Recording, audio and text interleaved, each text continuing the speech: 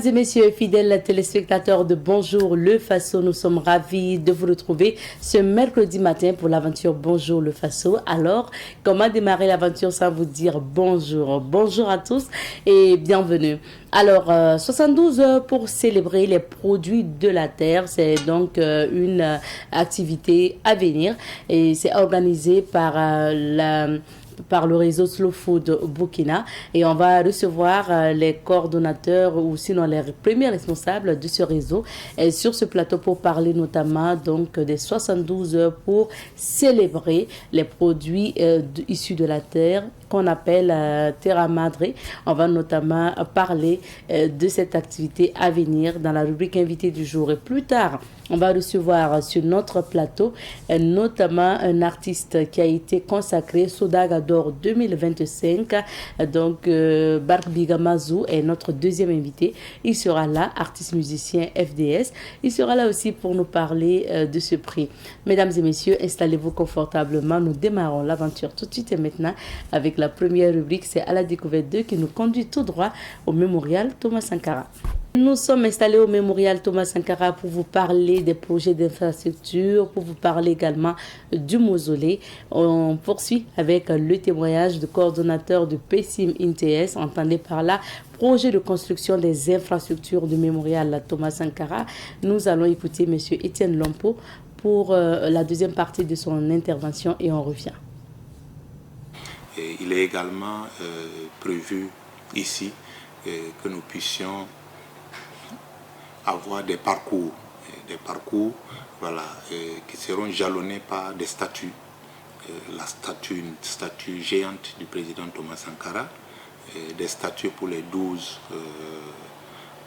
compagnons, mais également une statue pour son ami fidèle, le président Jerry Rawlings. Donc il y aura sur ce site environ 14 grandes statues voilà, qui seront en tout cas mises sur ce site-là. Donc ces statues serviront de lieu de recueillement, tout comme le mausolée qui sert donc de lieu de recueillement. Il est également prévu des espaces d'éducation à l'idéologie de la RDP. Et quand vous constatez déjà sur ce site, vous allez constater qu'il y a un parcours thématique qui permet déjà d'enseigner la jeune génération sur l'histoire donc de la RDP à travers des graffitis. Voilà, donc ce parcours est très essentiel. Il permet aussi de connaître donc cette histoire-là. Vous aurez également ce qu'on appelle un musée sur ce site. Et nous avons lancé des campagnes de collecte d'archives et d'artefacts et ces archives serviront également à alimenter ces musées-là. Déjà sur le site, vous pouvez déjà constater qu'il y a des artefacts qui sont disponibles tels que le véhicule, un des véhicules militaires utilisés par le président Thomas Sankara. C'est d'ailleurs ce véhicule qui fait l'attraction aujourd'hui, en tout cas du jeune public, et même des adultes. Ils veulent en faire des photos. Vous aurez constaté également sur le terrain qu'on a réhabilité le bureau du CNR. C'est le bureau dans lequel les grandes décisions du CNR se prenaient. Donc, et tout ça, ce sont des réalisations qui sont envisagées sur une période de 5 ans. Normalement, d'ici 2028, on aura, si on n'a pas fini d'investir toutes les réalisations, on aura fait au moins les 90% avec la volonté populaire, avec la contribution populaire, mais avec le leadership donc, du président Ibrahim Traoré. Le Burkinabé est dans une dynamique où aujourd'hui, il rêve grand, il rêve s'insérer dans le monde. Nous comptons occuper notre place et nous ne pouvons pas occuper notre place dans ce monde avec de petits projets. Et c'est pour ça que, en hommage à Thomas Sankara, il n'y a pas de prix. Mettons ce qu'il faut pour cette icône. Comme ce serait un site touristique, forcément, il y aura de l'attractivité, mais il faut aussi vendre le Burkina. Voilà. Et donc les boutiques, c'est les premières boutiques. Il faut dire que dans les constructions, il y aura des boutiques encore plus grandes, voilà, qui seront intégrées dans le projet global. Donc on pourra sur place fabriquer des objets d'art, voilà, et qu'on pourra revendre donc aux différents visiteurs, aux touristes nationaux et internationaux, voilà, qui viendront donc sur le site. Donc le site aura aussi des artisans, voilà, qui vont également produire. Comme vous le savez, ce qu'ils vont produire ici, ça va se vendre un peu partout à l'aéroport. On doit déjà parler du mémorial et ainsi de suite. Donc on donne la place à tout le monde sur ce site du mémorial. Le site est symbolique, il est historique, il attire déjà par lui-même. Mais nous avons pu constater également que avec ces investissements qui ont déjà été faits, avec tout ce que nous avons apporté comme éléments nouveaux, voilà, les visites se sont en tout cas multipliées. Voilà, nous avons pu constater une affluence malgré le fait que depuis le 19 mai, c'est-à-dire 2 jours après l'inauguration, le site est devenu payant. L'affluence n'a pas baissé. Nous avons dans nos archives, dans nos documents, une affluence de plus de 230 en moyenne par jour. Et ce que nous avons pu également constater, c'est qu'il y a des acteurs nouveaux, voilà, qui visitent. C'est par exemple les groupes d'élèves que nous accueillons ici. Ce sont les associations que nous accueillons ici. Et ce sont les groupes d'étrangers qui viennent pour des sessions de travail qui se mobilisent pour venir. De presse présentée ce matin par Alphonse Ouedraogo. Bonjour et bienvenue. Bonjour à toi, Madame Nikema. Bonjour à toutes et à tous. Merci d'être là. Alors, on va découvrir les titres de l'actualité d'abord. Merci. Commençons avec ce plus vieux quotidien privé de la place, l'Observateur Palga, à sa une ce matin, affiche imagerie médicale. Si j'ai pu contribuer à augmenter le nombre de radiologues, la suite est à lire à la page 5, puisque c'est une interview du professeur Claudine Léoné Lougué, ancienne ministre. Brigade mobile douane du Lasso, 179 millions de francs CFA de marchandises prohibées saisi en une semaine, nous informe le journal Alenam. La promotion souveraineté pour vous servir.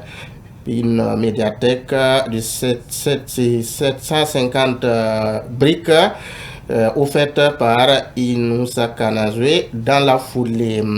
Journée porte ouverte à l'ANAC. Plan de vol pour un ciel burkinabé plus sûr. Violation espace aérien AES, les défenses aériennes et anti-aériennes autorisées à neutraliser tout aéronef. C'est à lire à la page 17. Le quotidien Bogolais L'Express du Faso, lui, nous parle ce matin de la brigade Laballe qui s'installe donc à Bobo du Lasso et dit ceci: désormais opérationnel à Bobo. Avec en image le lieutenant Dibloni Kébi, commandant de cette brigade Laballe de Bobo du Lasso. Autant le dire dans cette rubrique, le journal dit ceci: ça fait 65 ans que les Burkinabés fêtent leur indépendance. Région du Guirico, le cadre apporte à nouveau 30 millions de francs CFA pour les logements sociaux de Moami. Lutte contre les décès maternels et périnatales, le ministère de la Santé explique sa nouvelle vision aux journalistes. Inauguration de la médiathèque de l'ENAM, un joyau de 750 millions de francs CFA offert par Elhadj Inoussa Kanazwe. Le journal Aujourd'hui au Faso, dans sa parution du jour, nous parle de la coopération multilatérale, rencontre bilan sur les actions du partenariat Union européenne, gouvernement, et un accord de paix entre la RDC et le Rwanda obtenu, et d'ailleurs un accord comateux, écrit donc le journal. News du jour, on peut lire des vastes réseaux de fraude dans la NAS de la douane. Une entreprise épinglée pour détournement de gaz butane. Le son de cloche de l'armée de l'air nigériane.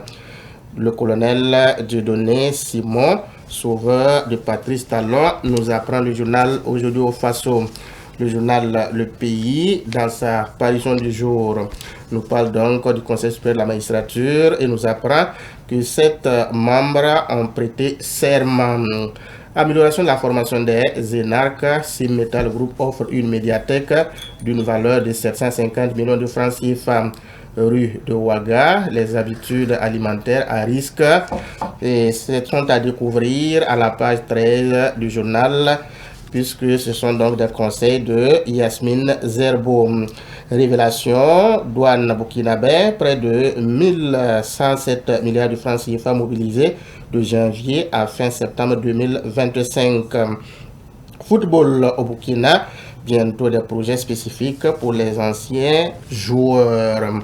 Terminons avec le journal Le Quotidien. À sa une ce matin, nous parle donc du Forum international des femmes entreprenantes et dynamiques 2025. Et dit Ouagadougou signe l'une des plus belles éditions du Forum international des femmes entreprenantes et dynamiques. ENAM, Inoussa Kanazoué, offre une médiathèque d'environ 750 millions de francs CFA. Douane du Burkina, 170 millions de francs CFA de produits prohibés saisis. Coopération bilatérale, le nouvel ambassadeur de Chine reçu par le ministre d'État, Émile Zerbo. Merci beaucoup Alphonse pour les titres de ces différents journaux. On va revenir sur quelques sujets d'actualité. On débute par cette information. L'opérateur économique Inoussa Kanazoué qui offre une médiathèque à l'ENAM. Tout à fait. Et je pense que beaucoup le connaissent pour sa générosité, pour en tout cas son attachement pour le développement dans ce pays. Et l'opérateur économique Inoussa Kanazoué, on pourrait dire qu'il n'est pas à sa première. Il a déjà beaucoup fait et cette fois-ci, c'était donc à l'occasion de la sortie donc, des énarques que, en tout cas, l'offre a été donc faite. Et ça, il faut saluer. Il faut saluer.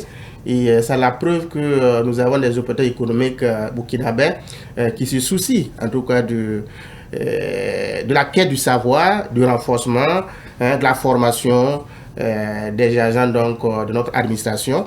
Et dans cette médiathèque, il y a pratiquement tout parce que on aura en tout cas la connexion, on aura des outils numériques, on aura des documents qui puissent renforcer le savoir, la formation de tous ceux-là qui vont donc passer au niveau donc de l'ENAM. Donc c'est très important parce que il y aura toutes les commodités et en ce sens-là, ça va beaucoup renforcer la quête donc de la connaissance. C'est très important.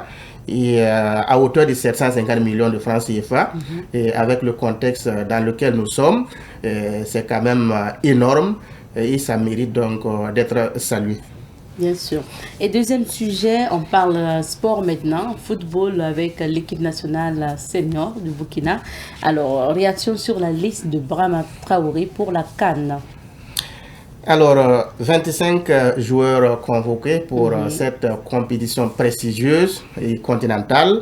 Et la CAN se jouera donc au Maroc, c'est dans quelques jours. Brahma Traoré a convoqué 25 joueurs bien connus. Et on retrouve surtout des anciens comme la Bertrand Traoré, les Dango Ouattara, Edmond Tabsoba, pour ne citer que donc, ces joueurs-là. Et c'est des têtes bien connues, des joueurs qui ont des compétitions, qui sont effectivement dans sur cette liste de Brahma Traoré. Et bien évidemment, il a fait donc une ouverture à des jeunes talents qui essaient donc d'émerger. Et là-dessus, il y a beaucoup de joueurs qui ont aussi été de jeunes joueurs donc convoqués. Et ça, c'est très important parce que ça renforce le groupe. Alors, selon les textes, il pouvait aller au-delà, convoquer 28 joueurs pour, en tout cas, on ne sait pas. Il peut y avoir des blessés en cours du chemin, il peut y avoir des difficultés. Donc, il pouvait aller jusqu'à 28 joueurs. Mais selon les textes donc, établis, Si vous avez convoqué 25 joueurs, c'est la CAF qui prend donc tout à charge. Vous n'allez pas dépenser pour leur en tout cas participation. Mais si vous ajoutez les 3 joueurs et ça va aller jusqu'à 28 joueurs, les 3 joueurs là, c'est cette sélection là qui doit donc s'en occuper en termes de déplacement et tout autre. Alors, contrainte budgétaire. Hein? Oui, contrainte budgétaire. On dit à circonstances exceptionnelles, mesures exceptionnelles, exceptionnelles. Donc, je pense que peut-être on ne voulait pas aller prendre le risque ou aller jusqu'à 28 joueurs, compte tenu donc de ce que nous savons. Et Brahma Traoré a fait des choix qui suscitent des débats aujourd'hui, parce que parmi les joueurs convoqués, on a des blessés qui sont de retour et des blessés même qui sont toujours en cours de traitement. Et là-dessus, on peut citer un Issa Kaboré qui attend donc de passer son IRM le 12 décembre. C'est-à-dire après-demain, alors que c'est demain, en décembre, qu'on doit déposer donc la liste des joueurs convoqués. Ça, c'est un risque. Voilà. Hein? Et si vous déposez, ça veut dire que vous n'avez plus la possibilité de revenir, sauf les joueurs que vous avez donc appelés comme réservistes, qui attendent, c'est en tout cas des difficultés, de force majeure, qu'on puisse les appeler. Donc, c'est un risque qu'il a pris, et peut-être qu'il mesure la portée donc de ce choix. Alors, lui-même, il a dit qu'il a beaucoup échangé avec Issa Kaboré, et les informations sont rassurantes. Et il est en tout cas sûr que le 12, lorsqu'il passera dans son IRM, en tout cas, il pourra apporter beaucoup pour le groupe. Et surtout qu'on a besoin d'une cohésion même du groupe, qu'il joue ou pas, selon l'entraîneur. Étant avec le groupe, il peut apporter quelque chose en termes de soutien. Je pense que c'est ce qui a donc guidé son choix à ce niveau, surtout pour le cas de Issa Kaboré. Alors, Franck Lassina Traoré aussi qui revient de blessure, n'a pas eu beaucoup de compétition en tant que tel. Malgré tout, il a été donc appelé. Lui, c'est un attaquant et je crois que lui, il a pris la place donc de Mohamed Konaté. Et Mohamed Konaté aujourd'hui, qui est un attaquant, c'est vrai qu'il ne marque pas régulièrement, mais qui pèse beaucoup lorsqu'il est au niveau de l'attaque. Non seulement il est géant, et puis pour les ballons aériens, il est beaucoup plus imposant en termes donc, de bousculade, de bousculer donc, la défense adverse.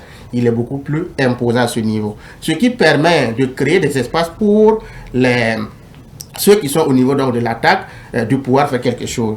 Donc, si vous avez un joueur très imposant comme lui, vous n'avez pas à vous inquiéter. Malheureusement, il n'a pas été appelé, comme d'autres aussi qui n'ont pas été appelés.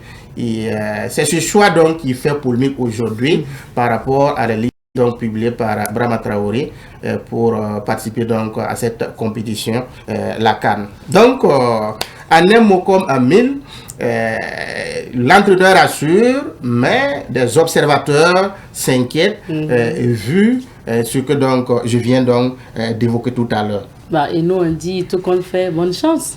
Ben, tout compte fait, bonne chance. Je pense que ce sont ces résultats qui vont le juger. C'est ça. Ce que le peuple va faire, comme lui-même il a souhaité. C'est vrai, il a convoqué les joueurs, ils vont donc passer une dizaine de jours pour le stage, et tout se préparer, mais il a besoin donc du soutien du peuple burkinabé, des supporters, et à tous les niveaux. Il faudrait que nous ayons donc à l'esprit que nous partons à cette compétition, pas pour être comme des figurants, mais pour revenir donc avec le trophée. Et je pense que ce sont ces résultats qui vont donc le juger. Parce que les gens, ce qu'ils doivent comprendre, c'est qu'un supporter, il ne sait pas ce qu'il a mangé hier. C'est le présent qui l'intéresse. Voilà. Ça, en fait. Si tu es donc il a fait quelque chose. Si le président ne marche pas, ben, les gens automatiquement ils oublient, sont en boule. Ils oublient très rapidement. Oui. Ils oublient. Donc, il doit se mettre à l'esprit que on a déjà joué les demi-finales d'une CAN. On a joué même les quarts de finale. Maintenant, nous n'avons plus besoin d'aller donc être comme des figurants, mais de revenir donc avec ce trophée parce que nous le méritons maintenant. C'est important. On espère également et bonne chance aux étalons. Merci bien, Alphonse.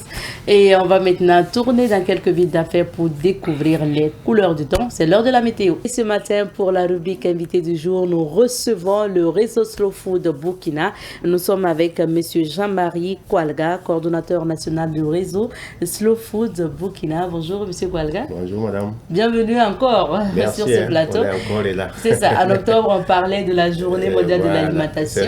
C'est ça. Et cette fois-ci, c'est pour parler de votre journée mondiale donc de la terre mère. Voilà, la terre à matri. Voilà, merci. Aujourd'hui, vous nous avez ramené justement M. Guy Arthur Zougrana. Il est point focal thématique national Slow Food Young Network, entendu par la réseau des jeunes Slow Food. Bonjour à vous, M. Zougrana. Bonjour, madame. Bienvenue sur ce plateau. Merci. Alors, vous vous occupez plus des jeunes au sein du réseau. Oui. D'accord. Alors, on est là pour parler de la journée mondiale de la terre-mère, comme je le disais, la terre à matri, comme vous l'appelez. Oui. Mais déjà, un mot quand même, Monsieur Koualga, sur la commémoration de la journée mondiale de l'alimentation. On se rappelle qu'on a eu une émission en octobre. Ouais. Pour en parler, vous aviez des activités. Est-ce que ça s'est très bien passé? Quel bilan on fait? Merci beaucoup, madame. Merci de nous recevoir. En tout cas, un bonjour encore à Savat.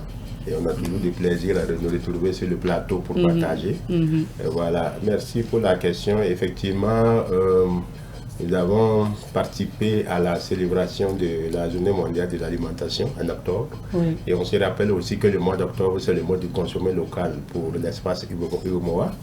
Donc, comme vous l'avez dit, nous avons eu du plaisir à participer en tant que réseau Slow Food engagé sur la question de l'alimentation. Donc, ça nous a permis vraiment de réaliser un certain nombre d'activités pour marquer notre participation. On a eu des dégustations, on a eu l'émission.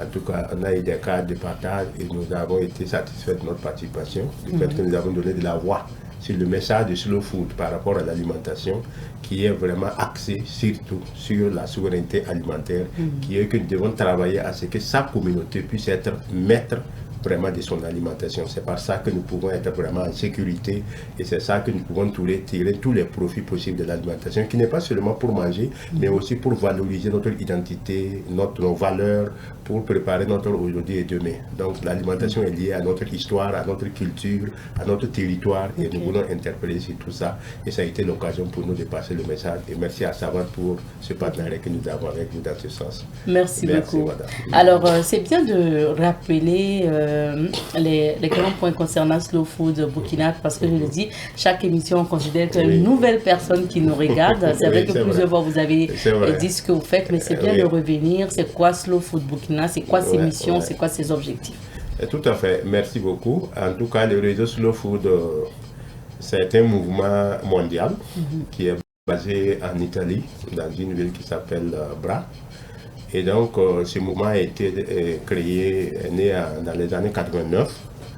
Et donc, sa vision est de protéger la biodiversité biologique et culturelle dans le monde. Et aujourd'hui, Slow Food est présent dans près de 160 pays dans le monde. Et dans le Burkina Faso, nous sommes contents de faire partie donc, de ces réseaux.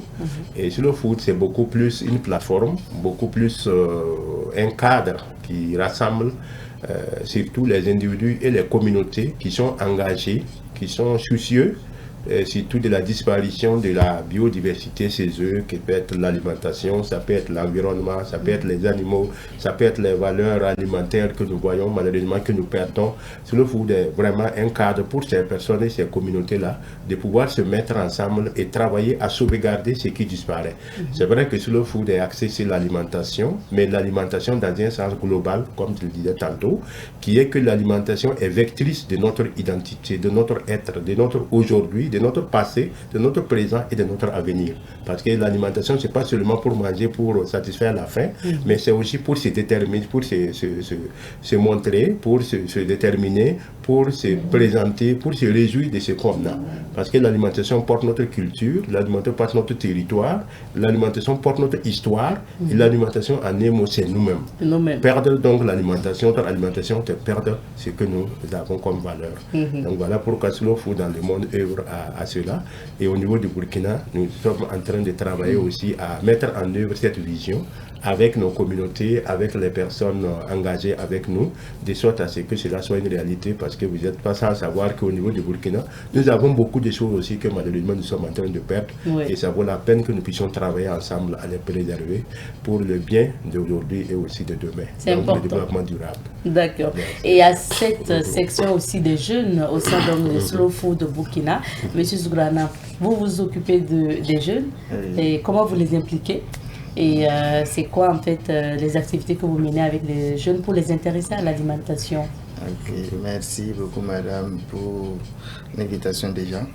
Ok, et avec les jeunes Slow Food, on a une plateforme où on échange sur l'alimentation bon, propre et juste. Ok.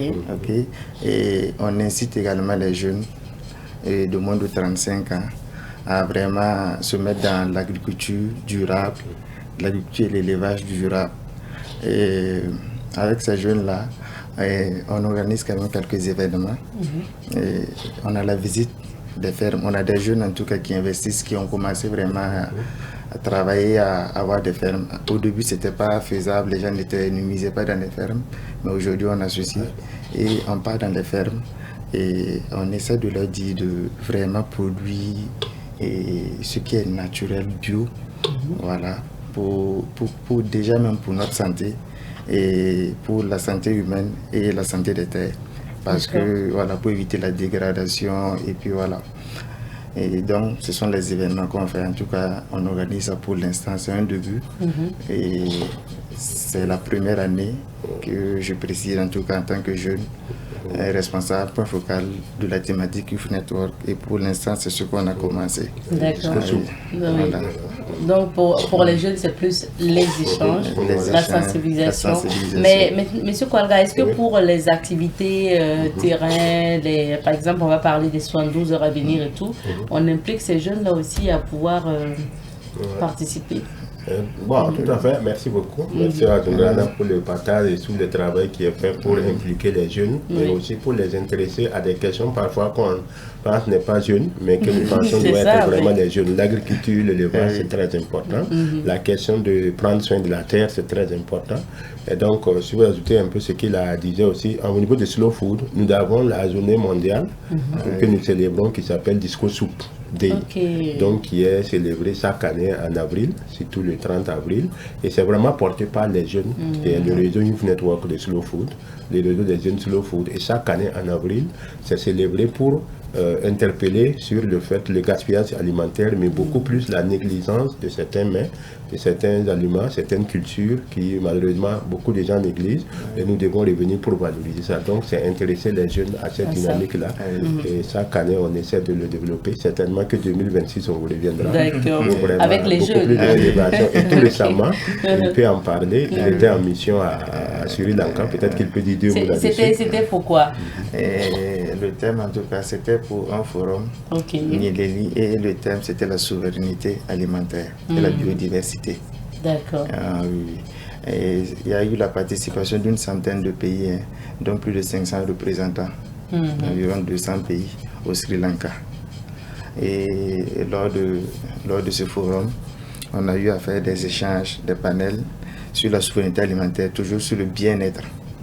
Informer puis motiver, inciter, pousser les jeunes à vraiment se lancer dans l'agriculture bio.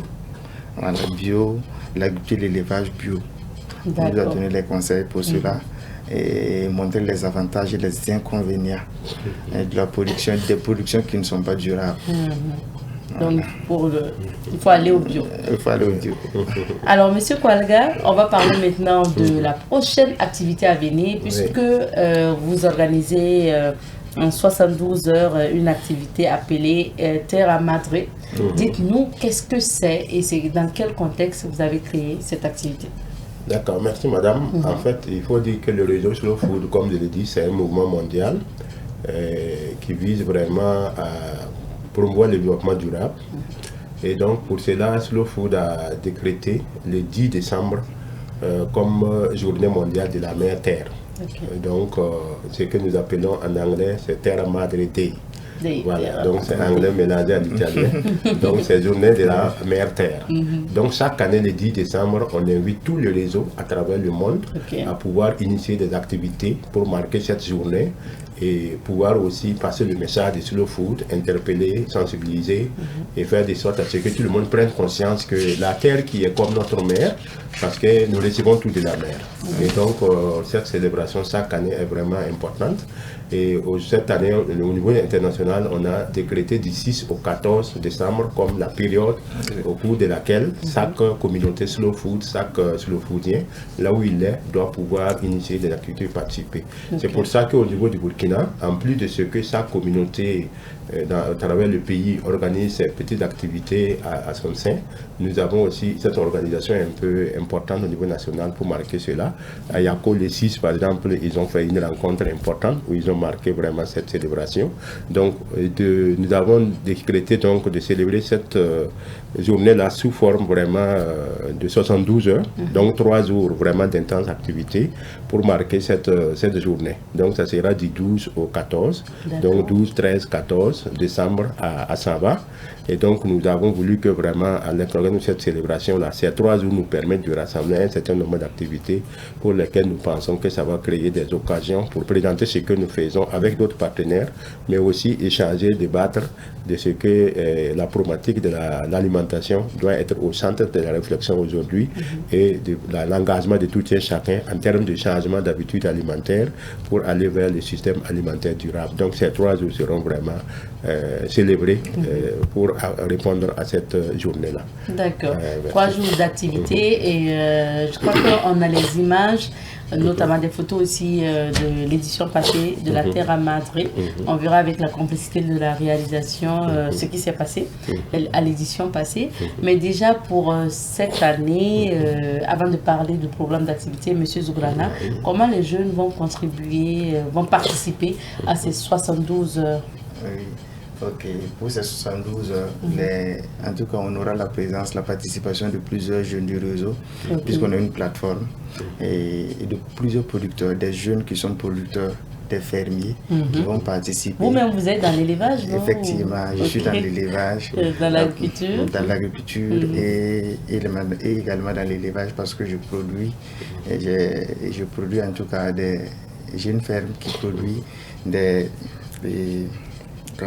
D'accord. Donc ça veut dire que vous allez permettre ou bien vous allez encourager les jeunes. Merci. Malgré qu'on est jeunes, on peut quand même se lancer. Malgré qu'on est jeunes, on peut quand même se lancer dans l'élevage et l'agriculture, la production maraîchère.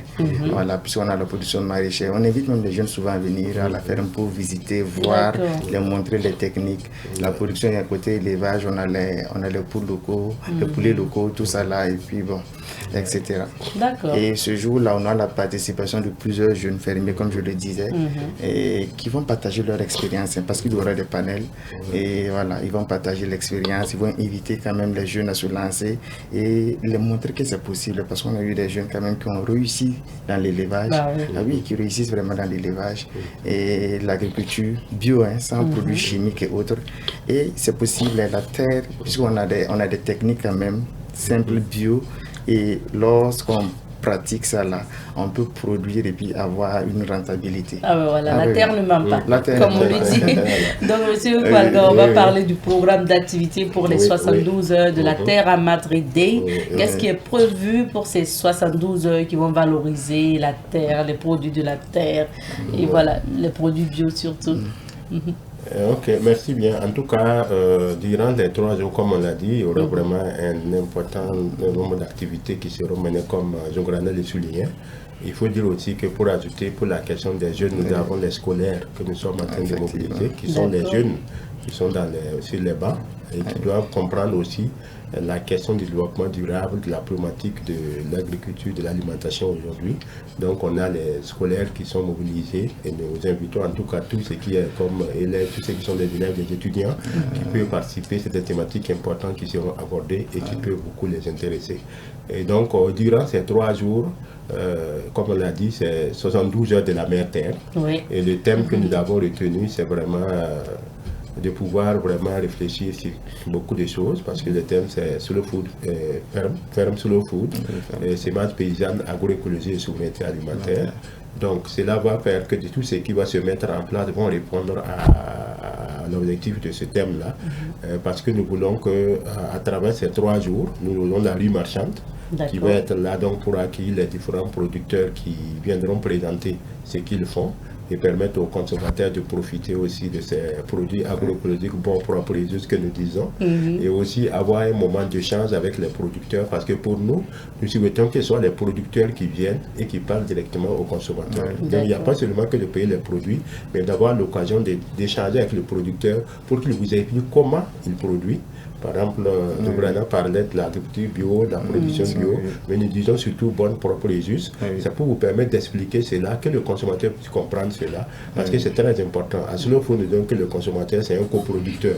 Ça veut dire que lui et puis le producteur doivent être en interaction pour pouvoir se comprendre. Donc ça va permettre que la rue marchande favorise cela.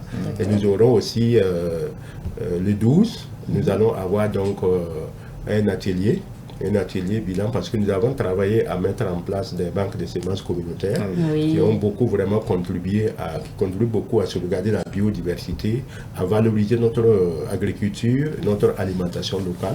Donc le vendredi, nous aurons l'occasion donc de faire un bilan avec ces villages, et dans ces villages-là pour vraiment apprécier le parcours qu'on a vu et l'intérêt que ces banques apportent pour notre agriculture, notre culture et notre environnement.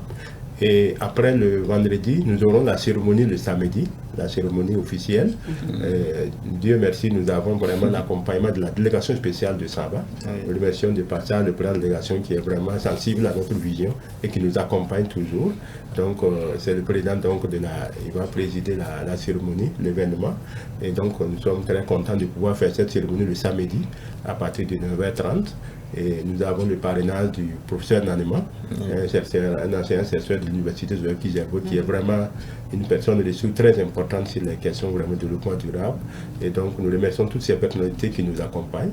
Et donc nous aurons donc cette cérémonie. Et après la cérémonie, nous allons avoir un moment de dégustation de mets locaux pour montrer quels sont les mets qui font un lien avec la nature et que nous devons respecter la mère terre. Donc on aura un moment de dégustation qui est quand même très important. Et après ça, nous allons avoir donc le panel, le grand panel dont on parlait, qui va regrouper un certain nombre d'acteurs de domaine de l'agroalimentaire, mais aussi du développement durable, avec lesquels nous allons partager à la Maison des Jeunes et de la Culture. Les panels vont être à la Maison des Jeunes de la Culture de Saba, mais la cérémonie, on va le faire au niveau du terrain de Saba, où la rue Massan va être là, en face de la préfecture de Saba. Et après le panel, que nous allons avoir un grand moment pour vraiment partager. Nous souhaitons que beaucoup de gens qui sont intéressés à des échanges sur des thématiques puissent vraiment participer. Ça va être un moment fort. Et après, c'est dans l'après-midi, nous allons avoir une rencontre pour présenter le réseau Slow Food. Ceux qui veulent comprendre ce que c'est que le réseau Slow Food, comment rejoindre le réseau Slow Food, c'est l'occasion vraiment de participer et de comprendre vraiment ce réseau et voir comment vous pouvez aussi vous impliquer et participer à apporter votre contribution sur le noble combat que nous menons. Et là, nous allons terminer donc le dimanche avec la rue marchande qui continue, et aussi nous aurons un moment d'échange avec les producteurs pour réfléchir sur la problématique du marché, sur les produits agroécologiques bons, propres et justes, et comment on va pouvoir les accompagner pour que ces produits soient bien connus et consommés par le public. Ça veut dire que vos activités débutent notamment le vendredi? Oui, les activités débutent le vendredi avec la rue marchande et l'atelier de bilan, mais la cérémonie sera le samedi. La cérémonie d'ouverture notamment samedi. Samedi à quelle heure? Samedi à 9h30. Voilà, donc on invite tous ceux qui veulent vraiment faire partie avec nous pour venir vivre les moments forts. C'est important. Vous avez parlé d'exposition. Oui. Alors, quel type de stand on va le trouver au sein donc, de l'exposition? Merci bien. En tout cas, nous, comme nous avons une vision que nous défendons à travers le réseau Slow Food, nous ciblons un peu les stands pour que ça puisse présenter les produits qui sont en lien avec la protection de la mère terre. C'est pourquoi nous avons les communautés Slow Food qui sont déjà engagées sur le mouvement, qui sont avec nous, qui vont présenter leurs produits. Ça peut être donc les mets locaux, les produits locaux. Donc on aura les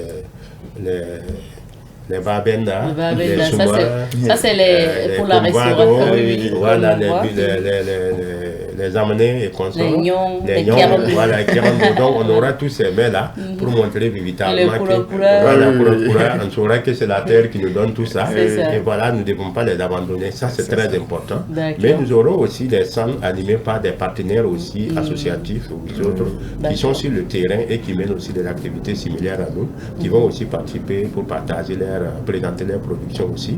Nous aurons aussi le PFNN, les produits forestiers non lieux, comme les Sumbala, les beurres de karité, tout ce qu'il y a comme produits forestiers qu'on peut avoir. Le miel. Le miel, c'est ça. Donc tout ça, c'est des produits qu'on va avoir et tous ceux qui viendront pourront vraiment profiter de ça. Et on va parler aussi des semences. Et certainement qu'au niveau de la recherche, on pourra avoir aussi des temps pour présenter un peu ce que les gens font dans le cadre de ce. Donc c'est vraiment une rue marchande avec une diversité de produits auxquels les gens pourront avoir accès. Ce que j'allais dire, comme on parle des produits de la terre, est-ce qu'on aura par exemple des tomates fraîches, des pommes de terre, ou bien c'est vraiment plus l'accent est mis sur ce qui est préparé et ce qui est... Oui, non, parce que nous avons les produits maraîchers, les produits transformés. Comme vous avez des jardins. Voilà, donc on a les jardins, donc il y a ces produits-là, comme les boulevards, les kenebdo, les tomates, les oignons, tout ça, on aura tous ces produits-là. D'accord. Voilà, pour ceux qui sont intéressés à pouvoir s'approvisionner pour leur consommation. Quoi. Et quelles sont les conditions pour les stands, par exemple? Et ce que nous avons, comme je venais de le dire, on est quand même ciblé à rester dans notre dynamique. Donc ça fait que nous avons initié des fiches d'inscription pour la participation, c'est ouvert à tout le monde. Donc, mais je peux parler de communauté de producteurs, mais aussi des consommateurs ou visiteurs qui peuvent venir. Donc du côté des producteurs, nous avons initié des fiches d'inscription que vous pouvez remplir pour montrer d'où vous venez et quels sont les produits que vous voulez présenter. Et nous rappelons que les produits que nous acceptons, c'est les produits locaux, vraiment qui sont agroécologiques ou bio que vous voulez, bons propres et juste que nous voulons présenter. Donc en remplissant la fiche, ça nous permet d'apprécier et de vous apporter des conseils et de vous aider certainement sur l'exemple des produits dont nous avons besoin. Donc c'est ouvert à tout le monde, mais il faudra aussi qu'on puisse avoir ces moments avec la fiche qui nous présente déjà qu'est-ce que vous voulez présenter et en fonction de ça, on peut échanger. Ça, c'est vraiment pour les stands. Et nous avons dit que pour les stands, pour les communautés qui veulent participer et qui ne sont pas encore membres du réseau Slow Food, nous demandons une contribution de 5 000 francs pour les 3 jours. Et pour ceux qui sont dans le réseau déjà, ils vont contribuer à hauteur de 2500. Donc pour permettre que nous puissions aussi faire face aux différentes dépenses qui vont être présentées, mais aussi encourager la participation pour que tout le monde puisse profiter de ces 3 jours pour valoriser ce qu'elle fait. Et donc ça, c'est du côté des producteurs, mais du côté des consommateurs et visiteurs, tout le monde est la bienvenue. Voilà, que ce soit les élèves, que ce soit les étudiants, que ce soit les personnes qui travaillent dans le monde public ou privé, ou ce soit des agriculteurs, des éleveurs. C'est l'occasion vraiment d'être là pour pouvoir partager sur ce que nous faisons déjà et voir comment nous pouvons améliorer, de sorte à aller dans une dynamique de développement durable avec tout le monde. Que ce soit la présentation, que ce soit les cadres d'échange comme le panel, c'est vraiment des moments forts et la cérémonie pour nous permettre évidemment de retenir beaucoup de choses qui peuvent nous aider. Donc voilà ce que je peux dire par rapport à la participation. De tout le monde. Voilà. Monsieur Zgrana, quel est votre invite à l'endroit des scolaires, des jeunes? C'est vraiment votre public cible. Quel est votre invite à leur endroit par rapport à ces 72 heures de la Mère Terre? Ok, par rapport à ces 72 heures de la Mère Terre, nous invitons les jeunes, les enfants, les élèves à venir, parce que, et aux parents à venir avec leurs enfants quand même, pour qu'on puisse vraiment faire naître en eux l'amour de la terre et l'agriculture, l'élevage, et les montrer les bienfaits, les avantages. Parce que si on commence bien à apprendre aux enfants comment ça se passe, aux élèves, aux scolaires, ça veut dire ceux qui sont à l'école quand même, ils vont aimer et ils vont même chercher à connaître. Et c'est sûr que bientôt nous allons organiser des événements pour les inviter, les enfants, les élèves, à venir dans les fermes, à visiter, à voir, à les apprendre. Voilà, parce qu'on le fait déjà même avec les jardins potagers, parce qu'on travaille beaucoup avec les élèves et les enseignants dans les établissements. Donc, et il faut noter également que l'année passée, les élèves ont vraiment beaucoup participé, ils ont apprécié et ils ont même demandé à être formés. sur comment ça se passe et poser beaucoup de questions. Donc cette année-là, lors des rencontres à la Maison des Jeunes, et tout le monde est invité. Et il faut noter également que toute personne qui veut adhérer au réseau Slow Food et jeunes de moins de 35 ans qui adhèrent à la philosophie du Slow Food, le bon, propre et juste, peut nous contacter, nous rejoindre. Et à travers des formations et autres, ils vont venir, ils vont apprendre et ensemble, on va essayer pour vraiment le développement durable sur le plan agricole. C'est ça. Merci beaucoup. Merci. Alors, Monsieur Koualga, le mot de fin vous revient. Déjà, vous allez nous rappeler les dates et les lieux des différentes activités, en fait, de ces 72 heures de commémoration de la Terra Madre Day, donc par le réseau Slow Food Burkina. Et après, vous nous direz votre mot de fin. D'accord, merci beaucoup madame. Sinon, un rappel, effectivement, c'est nous célébrons donc les 72 heures de la Mère Terre, les 12, 13 et 14 décembre, donc vendredi, samedi et dimanche, ce week-end à côté, à Samba. Ça va se dérouler au terrain de la préfecture de Samba et à la Maison des Jeunes et de la Culture de Samba. Donc ces 3 jours seront consacrés vraiment pour des expositions, mais aussi pour des échanges qui vont permettre de partager, dont nous avons parlé. Donc l'alimentation va commencer le vendredi, terminer le dimanche, et la cérémonie va intervenir le samedi avec le grand panel de partage qui va avoir lieu, tout ça, ça sera la journée du samedi, et on a un atelier sur les banques qui aura lieu donc le vendredi. Voilà, donc maintenant pour le mot de fin, c'est vraiment vous remercier encore de nous avoir reçus, et nous n'allons pas oublier aussi de remercier vraiment tous ces partenaires qui nous accompagnent. Nous avons l'Alliance Internationale Biodiversity qui est vraiment le partenaire qui nous accompagne sur la question de valorisation des semences paysannes, pour lesquelles nous avons pu travailler, accompagner les villages pour les banques de semences. Et c'est très important pour protéger la biodiversité. Nous avons mis le thème sur la ferme Slow Food parce que c'est un nouveau programme qui a été lancé par Slow Food en 2024. Et ce programme-là vise vraiment à profiter de cette dynamique de création des fermes dont Zungrana parlait par exemple, pour voir comment amener ces fermes à s'intéresser à l'évolution durable, à valoriser vraiment ce que nous avons et à prendre soin de la terre. Donc ça c'est très important. Et donc nous remercions aussi la délégation du stade de Samba, comme j'ai dit, qui nous accompagne, notre association des jeunes éleveurs et agriculteurs de Samba, qui est vraiment notre partenaire de tous les jours, qui nous accompagne. Et nous avons aussi tous ces partenaires avec l'université de Ouagadougou dans le cadre d'un projet SAS Live que nous avons travaillé ensemble. Donc c'est vraiment dire merci à tous ces partenaires associatifs aussi qui seront là avec nous pour que nous puissions avoir ces moments de partage. Donc vraiment dire merci à tout le monde et inviter encore tous ceux qui sont du réseau et tous ceux qui ne sont pas du réseau, qui veulent vraiment comprendre ce que c'est que Slow Food et la dynamique que nous développons, à se donner rendez-vous donc ce week-end à Saba pour vivre les grands moments. Donc maintenant peut-être pour nous rejoindre, moi je suis au... Le contact. Voilà, moi je suis au 70 75 11 68 et 77 65 28 25.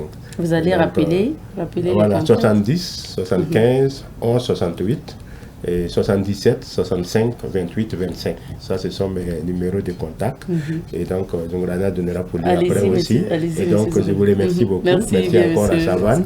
Et merci à tous ceux qui ont pris de leur temps vraiment pour nous suivre ce matin. Merci beaucoup. Et donc, merci à ces téléspectateurs et téléspectatrices.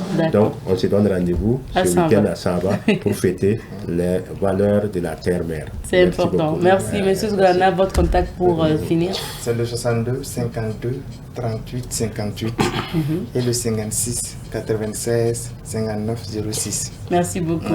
Merci. On va s'arrêter ici pour l'entretien de ce matin. Merci. Alors, on marque une petite pause et puis on revient. Et de retour sur ce plateau, et cette semaine, vous le savez, nous sommes installés au mémorial Thomas Sankara pour vous faire découvrir les infrastructures du mémorial, vous parler du mausolée, mais vous parler aussi des projets de construction des autres infrastructures du mémorial. Qui de mieux pour nous parler de tout ça que le coordonnateur du PESIM INTS, entendez par là le coordonnateur du projet de construction des infrastructures du mémorial Thomas Sankara, Monsieur Étienne Lompo, a bien voulu répondre à nos questions. Nous allons vous inviter à l'écouter au micro de Issa Omarati.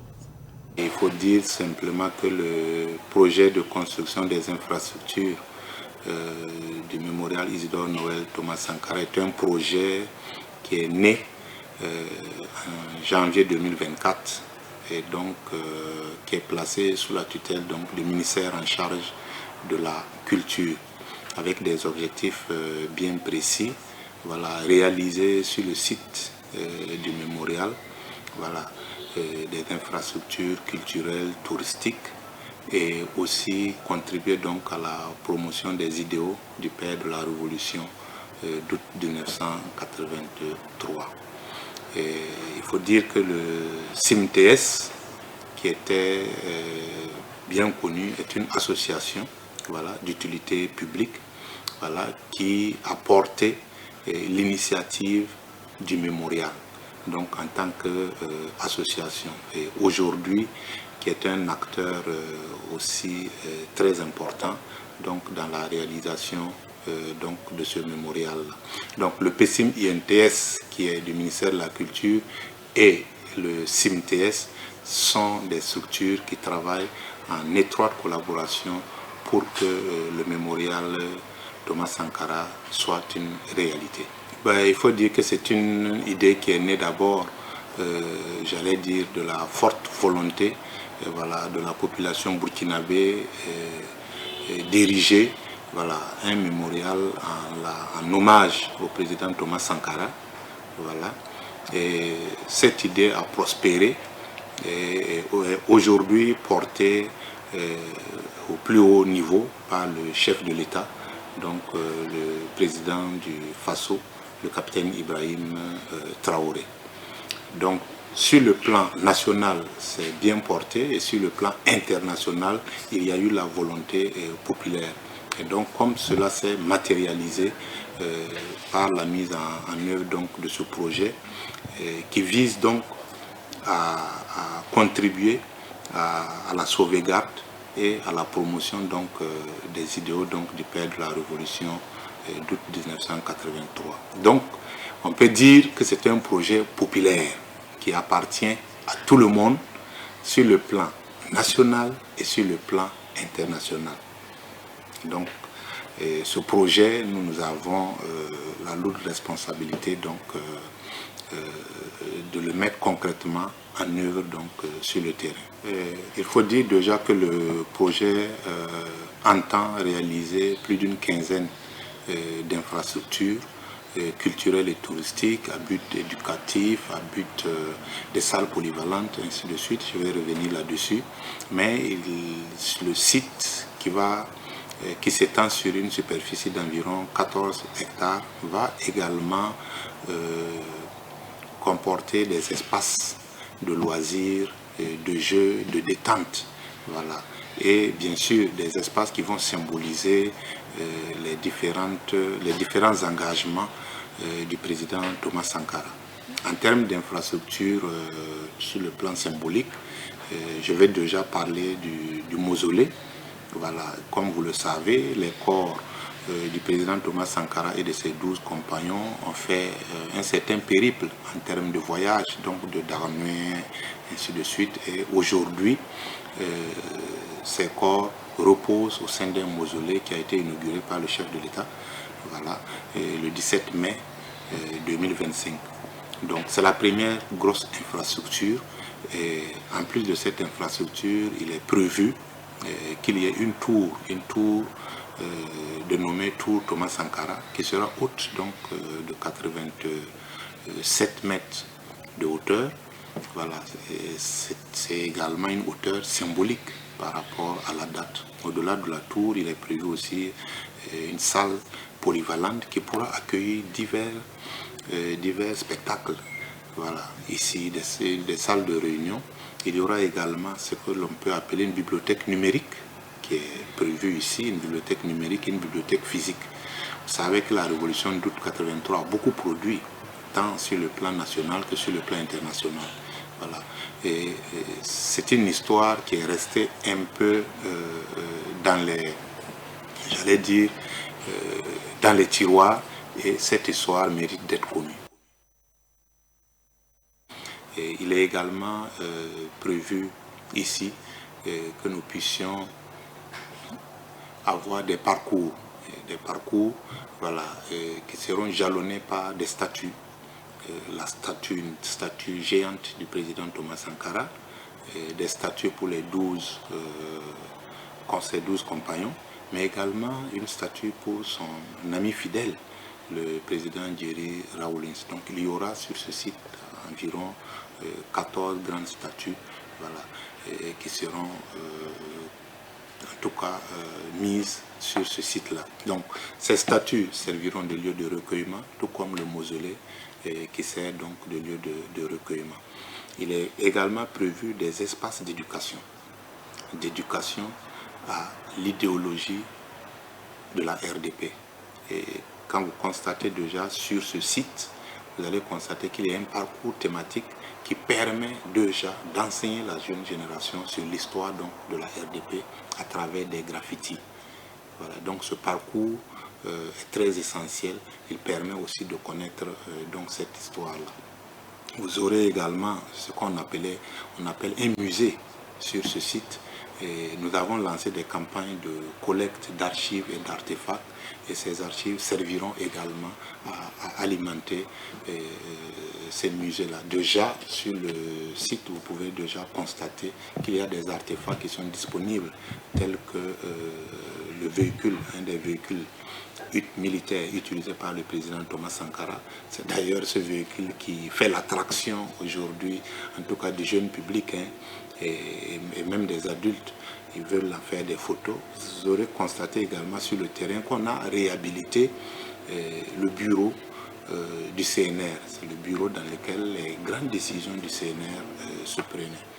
Donc, et tout ça, ce sont des réalisations qui sont envisagées sur une période de 5 ans. Normalement, d'ici 2028, si on n'a pas fini d'investir toutes les réalisations, on aura fait au moins les 90% avec la volonté populaire, avec la contribution populaire, mais avec le leadership donc, du président Ibrahim Traoré. Le Burkinabé est dans une dynamique où aujourd'hui, il rêve grand, il rêve s'insérer dans le monde.